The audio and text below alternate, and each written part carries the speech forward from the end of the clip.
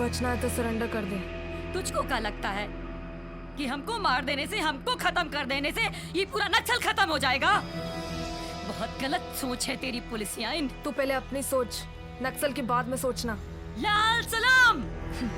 मेरी डिक्शनरी में ना कोर्ट है, ना तारीख है और ना ही जिरा है, सीधा फैसला होता है। लाल सलाम।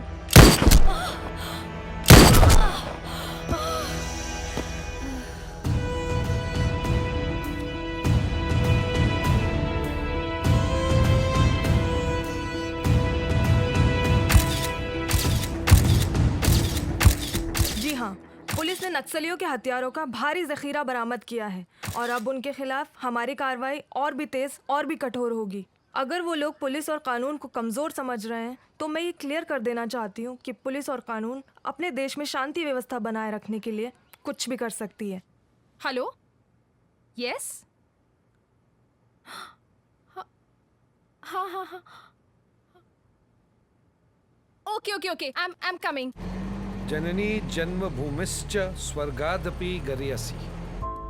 एक बात हमेशा जान लो बेटी, माँ और मातृभूमि के लिए अगर जान भी देना पड़े ना तो उसे कभी मत हटो। बट पापा, कभी अगर रिश्ते और फर्ज के बीच में जंग हो जाए तो? अगर रिश्ते और फर्ज में जंग हो जाए तो फर्ज हमेशा बड़ा होता है, क्योंकि रिश्ता किसी एक के प्रति होता है और फर्ज करोड़ों के लिए होता है। तो अगर ऐसी कोई नौबत आई बेटी जहां आपको इस जंग से गुजरना पड़ा तो याद रखना, हर रिश्ते को फर्ज पर कुर्बान कर देना। बोलिए। हम पुलिस की इस क्रूर कार्रवाई का जवाब देंगे, करारा जवाब देंगे, जिसकी धमक से दिल्ली में बैठे हुक्मरानों की नींद उड़ जाएगी। लाल सलाम, लाल सलाम।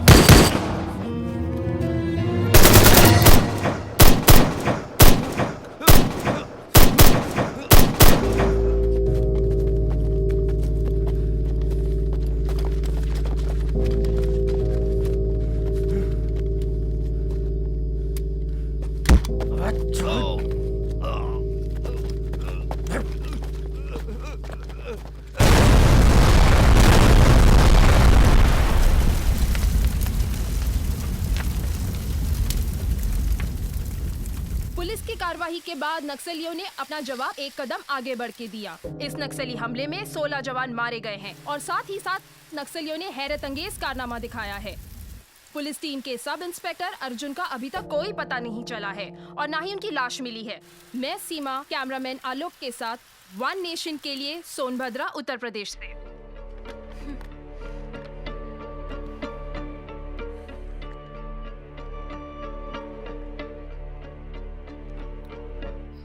सोचो सावन भादो या फिर माघ पूस की रातों को, जिनके पास है कोठी बंगले समझेंगे क्या इन बातों को? तुम ही समझो, तुम ही जानो अपने इन जज्बातों को। कैसे कैसे बरसों बरस कितनी तकलीफें उठाते हैं। वो महलों में रहते हैं, हम जंगल में रैन बिताते हैं। आवाज उठाने पर अपनी नक्सलवादी कहलाते हैं। क्या कर रहे हो? अरे अरे ठोक इसको, ठोक। ठोकना होता तो वहां नहीं ठोक देते। चलो, दो बंदूक मुझे। बैठ जाओ चुपचाप, बैठो। क्या लगता है तुम्हें हम एक आजाद देश के नागरिक हैं? ये सचमुच की आजादी है जिसके कानून अंग्रेज बना गए थे। तुम तो पुलिस वाले हो, ये तो जानते ही होगे, पुलिस एक्ट सन 1858 में अंग्रेजों ने सिर्फ और सिर्फ इसलिए बनाया था ताकि वो मजबूर हिंदुस्तानियों पर जुल्म कर सके। और इसलिए बनाया था क्योंकि वीर कुंवर सिंह ने सन 1858 में क्रांति के लिए विद्रोह कर दिया था। आज भी पुलिस जब चाहे जहां चाहे किसी को भी मार पीट सकती है। कोई उफ तक नहीं कर सकता, कोई आवाज तक नहीं उठा सकता।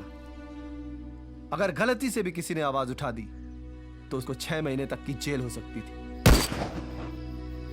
उनके पास है महल अटारी भरी हुई तिजोरी है। उनके पास है महल अटारी भरी हुई तिजोरी है। 2 मुट्ठी अनाज हम ले लें तुरंत कहेंगे चोरी है। दौलत का नशा है उनको, पैसों की खुमारी है। कोठी पर कोठी बनाते यही उनकी बीमारी है। सच्ची बात कहें जब उनको नक्सलवादी कहलाते हैं। जरा सोचो, अगर तुम्हें किसी निर्णायक परिस्थिति में स्वयं से कोई फैसला लेना पड़ जाए तो क्या तुम ले सकते हो? नहीं, तुम ऐसा बिल्कुल नहीं कर सकते, क्योंकि तुम एक ऐसी मशीन हो जिसका रिमोट सीधे उन नेताओं के हाथों में है जो तुम्हें जब चाहे जैसे चाहे इस्तेमाल कर सकते हैं। अगर तुम्हारे कार्यक्षेत्र में एक भी अपराध हो जाए तो उसका ठीकरा सीधे तुम्हारे सर पे फोड़ दिया जाता है। ये आजादी की मशाल हम अपने हाथों में तब तक उठाए रहेंगे जब तक कि इसमें समानता की बयार नहीं बह जाती, जब तक इस देश से सड़ा हुआ कानून भाग नहीं जाता। ये आंदोलन रुकने वाला नहीं है। लोग दिन ब दिन जुड़ते जाएंगे, कारवां बनेगा और एक दिन पूरा देश इस आग में जल उठेगा और इन करप्ट नेताओं को इसी आग में जलाकर भस्म कर देगा।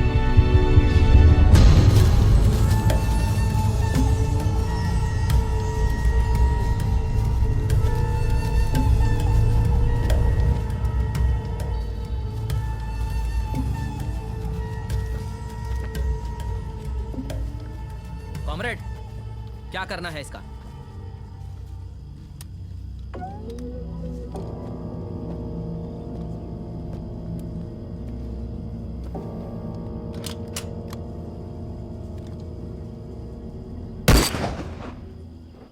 छोड़ दो इसे।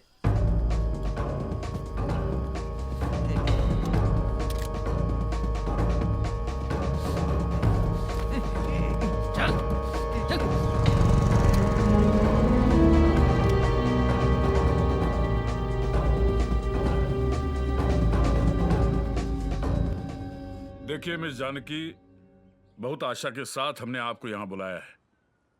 आप में वो दम है, सूझबूझ है, साहस है, काबिलियत है जो इन नक्सलियों का सफाया करने के लिए काफी है।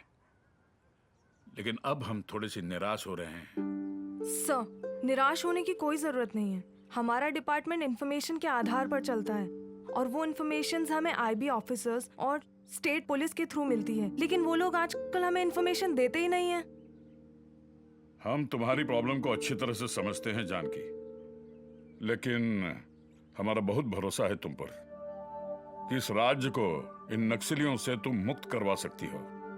Sir, my duty is to serve the country and protect it. मैं अपनी तरफ से पूरी कोशिश करती हूँ, बट आज हम आपसे वादा करते हैं आगे चल के कभी भी किसी चीज की जरूरत पड़े, जैसे कि किसी चीज का ऑर्डर चाहिए या कोई इंफॉर्मेशन चाहिए या फिर ताकत की जरूरत पड़े, आप डायरेक्टली हमें कांटेक्ट कीजिए। लेकिन इन नक्सलियों का सफाया होना बहुत जरूरी है। Thank you sir. मैं आशा करती हूँ कि अब आपको कभी निराशा नहीं होगी। Thank you. गोपाल, मुझे नक्सलाइट्स अफेक्टेड एरिया में चप्पे चप्पे पे सैटेलाइट कैमरा चाहिए और मॉनिटरिंग तुम खुद करोगे। Yes madam. मुझे एक एक पल की रिपोर्ट चाहिए। यस मैडम, मिल जाएगा। और सुनो, मुझे अपने लिए कुछ नेटवर्क चाहिए। दे सकते हो? श्योर मैडम, लेकिन कुछ वक्त लगेगा। No problem, but try to make it fast. Okay madam. ये है गुरु। ये नक्सलियों का ब्रेन माना जाता है। और ये नैना, नक्सलियों की महिलाओं की विंग की कमांडर। और ये गूंगा, बोल नहीं सकता मगर इतना खतरनाक कि किसी का गला काटना इसके लिए खेल है। और ये शख्स है इनका लीडर। इनका नाम माणिक चटर्जी है। ये एक बहुत बड़ी इंस्टीट्यूट में प्रोफेसर थे। लेकिन इनके नक्सल से जुड़े होने का कोई पुख्ता सबूत हमारे पास ना होने की वजह से हम चाहकर भी इनका कुछ बिगाड़ नहीं सके।